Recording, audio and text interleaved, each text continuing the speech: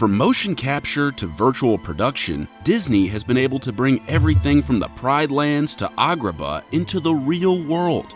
But trying to translate these classics from hand-drawn animation to live action while maintaining everything audiences loved about the originals is never easy. Like, how do you make a photorealistic lion that can also belt out songs?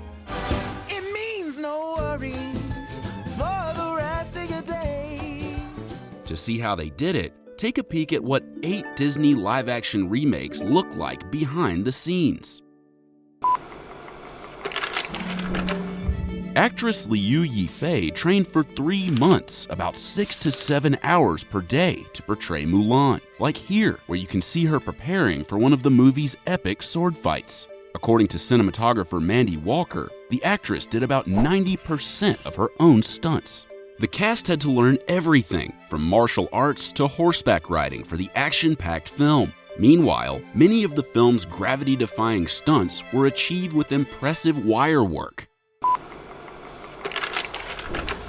This film featured about 70 different animal species, created using groundbreaking CGI.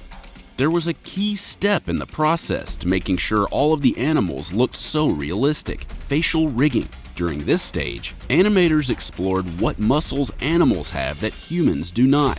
By doing that, they could ensure the animals would do things like snarl the right way. To make sure the animals looked convincing when they talked, animators used a combination of human and animal muscles for the characters' mouths. Another crucial breakthrough had to do with putting hairs on the animals. They had to figure out the direction an animal's hair would move, how it clumps, and how it interacts with the world around it. Perhaps most impressive is that Neil Sethi, who played Mowgli, acted completely alone on set, as all the animals were created with CGI and the other stars recorded their voices. But he did have a little company. Actors in blue suits and crew members held up animal puppets and used googly eyes on their hands, like these pesky monkeys that steal food from Mowgli, which were later replaced with CGI versions of the animals. The Jungle Book paved the way for 2019's The Lion King. The film was shot using virtual production, which allowed director Jon Favreau and the crew to step into the world they were creating and shoot everything like it was really live action. The biggest challenge for the film's visual effects team was creating a photorealistic version of the African savanna while also remaining faithful to the source material. Take the part where Rafiki stands and lifts Simba. In reality, mandrills can't stand up like that, so in the new version, they animated the character sitting down while lifting Simba into the air. And the animals still needed to be able to speak and also sing some of those iconic songs. So the animators would try to reposition the animals' heads when they could, so the audience wouldn't be staring directly into their mouths. And they timed the characters' breathing to their dialogue and at the same time let the characters' belly muscles and diaphragm tighten, so it would really look like they were letting out air while talking. Many CGI dogs were created for this live-action remake. However, the 2 main stars were real. A mutt named Monty played Tramp, while a Cocker Spaniel named Rose played Lady.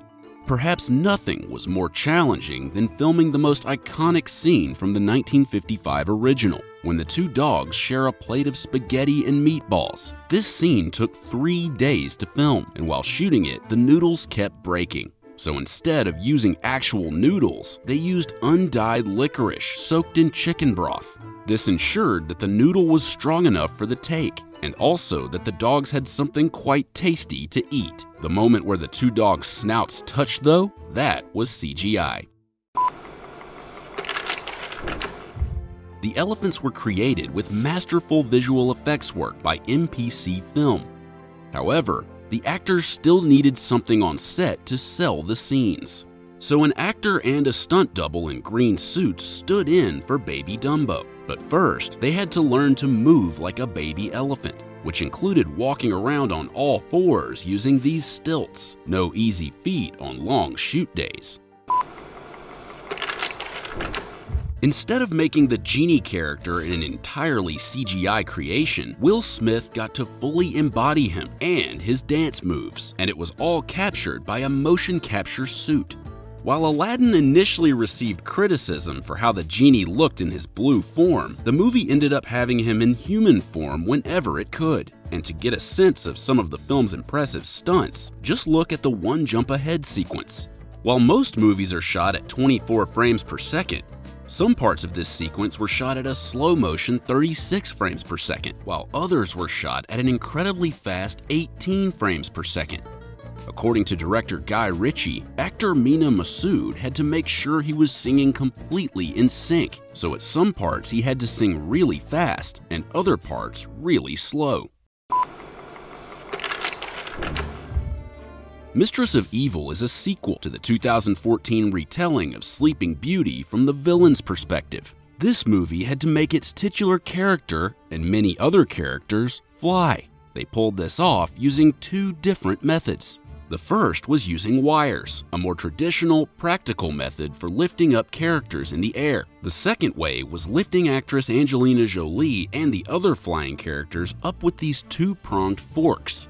The forks are operated by these extras in blue suits that you see back here, who would later be turned into CGI backdrops. The fork fits onto both sides of a person's body. This device gives them mobility and allows them to twist a person around backwards, forwards, or side to side, a 360-degree movement, while the actor is safely clamped into place. Meanwhile, Maleficent's wings were created with CGI. While on set, Jolie wore these on her back, which would later be replaced with wings. The visual effects team was tasked with making convincing wings and also making sure those wings moved in sync with the performer's body movements. To fully embody the role of Beast, actor Dan Stevens wore a motion capture suit on stilts. The stilts ensured that the actor was the Beast's appropriate height on set, so the actors would be looking at the right spot. However, they didn't just have the characters standing in front of green screens. They actually built many of these sets in England, and they are impressive. Take the ballroom, which was made with 12,000 square feet of faux marble. And they paid special attention to the costumes. Belle's dress was decorated with about 2,160 Swarovski crystals, and according to actress Emma Watson, the costume designers created it so it looked like it was floating as Belle and Beast danced. What are some of your favorite Disney live-action remakes, and which ones are you most looking forward to? Let us know in the comments.